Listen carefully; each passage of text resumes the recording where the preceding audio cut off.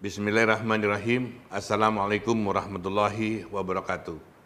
Salam sejahtera untuk kita semua. Yang saya hormati dan banggakan, Ketua Umum Perhimpunan Mahasiswa Hukum Indonesia, Saiful Salim, Ketua Pusat Studi Islam dan Kenegaraan Indonesia, Profesor Yudi Latif, Ketua IKA Perhimpunan Mahasiswa Hukum Indonesia, Ibu Sri Miguna, para pemateri dan peserta seminar nasional yang saya banggakan. Pertama-tama, marilah kita panjatkan puji syukur kehadirat Allah Subhanahu wa Ta'ala, karena atas rahmat dan karunia-Nya kita masih diberi kesempatan untuk bertemu dalam keadaan sehat walafiat. Sholawat serta salam marilah kita haturkan kepada junjungan kita Nabi besar Muhammad SAW beserta keluarga dan sahabatnya. Semoga kita mendapat syafaat beliau di hari hisab nanti. Saya sampaikan terima kasih kepada Perhimpunan Mahasiswa Hukum Indonesia yang telah mengundang saya untuk menyampaikan pidato pembuka seminar nasional hari ini yang mengambil tema implementasi nilai-nilai Pancasila dalam pembangunan hukum nasional. Tema yang sangat menarik karena terus terang bagi saya, tema tersebut paradoksal dengan situasi kebangsaan saat ini. Karena itu, saya akan memberikan beberapa pandangan sebagai clue atas materi tersebut, sekaligus untuk bisa diperdalam dalam sesi yang akan disampaikan para pemateri dalam seminar ini. Bapak, Ibu, dan Saudara yang saya hormati, tanggal 13 November 1998, melalui ketetapan nomor 18 tahun 1998, MPR telah mencabut ketetapan tentang pedoman penghayatan dan pengamalan Pancasila. Alasan pencabutan itu karena materi muatan dan pelaksanaannya sudah tidak sesuai dengan perkembangan kehidupan bernegara. Jadi dapat diartikan penghayatan dan pengamalan nilai-nilai Pancasila itu sudah dianggap tidak tepat atau tidak sesuai oleh bangsa ini sejak tanggal 13 November 1998. Mungkin kita perlu menjadikan tanggal 13 November sebagai peringatan hari kematian pedoman penghayatan dan pengamalan Pancasila, sekaligus matinya nilai-nilai Pancasila.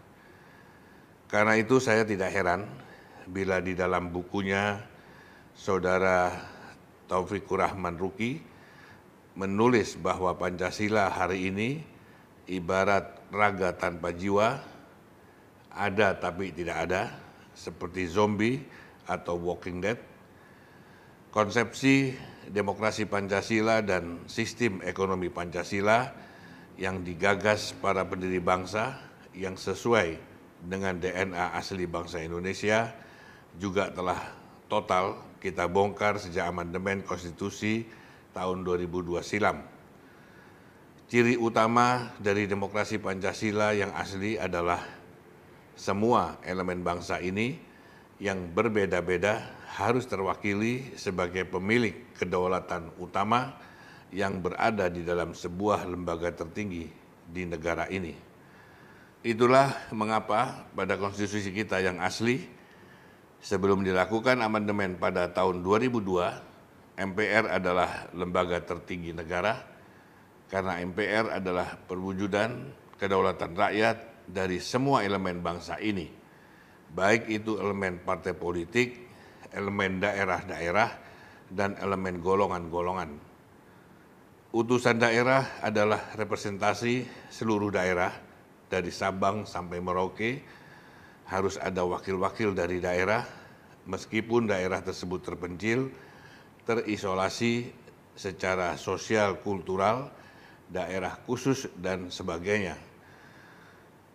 Harus pula ada wakil dari golongan-golongan seperti etnis tertentu sebagai unsur kebinekaan, badan-badan kolektif, koperasi, petani, nelayan, veteran, para raja dan sultan Nusantara, ulama dan rohaniawan, cendekiawan, guru, seniman dan budayawan, penyandang cacat, dan seterusnya.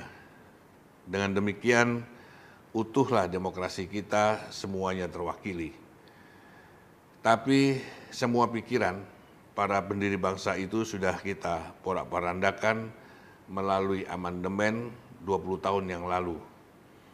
Saya bukan anti amandemen karena konstitusi itu the living law, tetapi amandemen dengan membongkar total arah dan wajah bangsa adalah kecelakaan. Dan kalau kita bandingkan dengan amandemen yang dilakukan di Amerika Serikat dan India, maka amandemen di Indonesia adalah paling brutal dan masif. Konstitusi asli Amerika Serikat terdiri dari 4.500 kata, lalu dilakukan amandemen 27 kali yang hanya menambah 2.500 kata. Konstitusi India terdiri lebih dari 117.000 kata, dilakukan amandemen 104 kali, hanya menambah 30.000 kata. Undang-Undang Dasar 1945 asli sekitar 1.500 kata, dilakukan amandemen 4 tahap menjadi 4.500 kata yang secara substansi juga berbeda dengan aslinya. Artinya terjadi perubahan besar-besaran dan tidak dilakukan dengan cara adendum. Dan hasilnya sejak saat itu partai politik menjadi penentu tunggal arah perjalanan bangsa ini. Partai politik menjadi satu-satunya instrumen untuk mengusung calon pemimpin bangsa ini, dan hanya partai politik melalui fraksi di DPR RI yang memutuskan undang-undang yang mengikat seluruh warga negara untuk tunduk dan patuh. Sebaliknya, DPD RI sebagai wakil dari daerah, wakil dari golongan-golongan, wakil dari entitas-entitas civil society yang non-partisan, tidak memiliki ruang dalam menentukan wajah dan arah perjalanan bangsa ini. Karena faktanya, sejak amandemen saat itu hingga hari ini, entitas civil society non-partisan terpinggirkan. Semua simpul penentu perjalanan bangsa ini direduksi hanya di tangan partai politik, tanpa second opinion dan tanpa reserve. Inilah yang kemudian menghasilkan pola the winner takes all. Partai-partai besar menjadi tirani mayoritas untuk mengendalikan semua keputusan melalui voting di parlemen. Bapak, Ibu, dan Saudara yang saya hormati, produk hukum apapun itu, termasuk konstitusi atau undang-undang, sesuai sifatnya lex semper David remedium, artinya bahwa hukum harus selalu memberi obat, bukan sebaliknya memberi penyakit atau persoalan. Kita semua tahu ada beberapa undang-undang yang lahir atas pesanan sponsor, apakah sponsor pemberi pinjaman dari luar negeri atau sponsor oligarki yang menguasai kekayaan sumber daya alam. Kita sering mendengar kritik keras tersebut dari para akademisi dan pengamat, tetapi tetap saja undang-undang tersebut lahir meskipun ada yang berujung dibatalkan oleh Mahkamah Konstitusi, tetapi tidak sedikit yang terus berlaku. Bahkan ada juga yang dikatakan oleh Mahkamah Konstitusi sebagai open legal policy, artinya tetap sah karena merupakan wewenang pembentuk undang-undang. Singkatnya, hal ini menunjukkan kepada kita adanya kepentingan kelompok tertentu yang diakomodasi oleh pembentuk undang-undang. Jika kelompok tertentu yang jumlahnya sedikit diuntungkan, maka jelas ada kelompok lebih besar yang dirugikan. Siapa? Pastilah rakyat kebanyakan. Padahal Indonesia adalah negara yang berdasarkan ketuhanan yang Maha Esa, seperti termaktub di dalam Undang-Undang Dasar pasal 29 ayat 1, dan karena negara ini berdasarkan ketuhanan yang Maha Esa, maka sudah seharusnya dalam mengatur kehidupan rakyatnya, para pembuat undang-undang harus berpegang pada kosmologi dan spirit ketuhanan, sehingga kebijakan apapun yang dibuat dan diputuskan wajib diletakkan dalam kerangka etis dan moral agama.